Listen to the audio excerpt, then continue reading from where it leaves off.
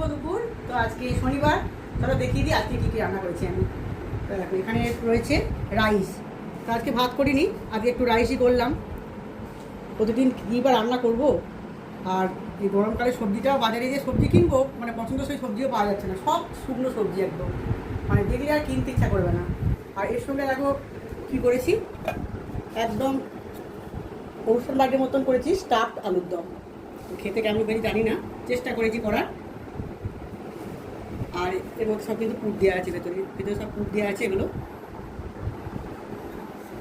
আর এদিকে দেখো এখানে আবার ভোগের খিচুড়িও পেয়েছি, আজকে তো পূর্ণিমা।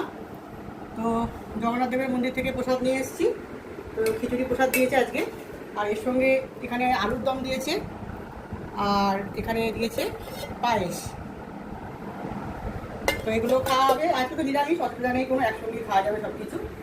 আর এখানে আম রয়েছে আর শশা রয়েছে। চলো আমরা লাঞ্চ করে নিই, টাটা।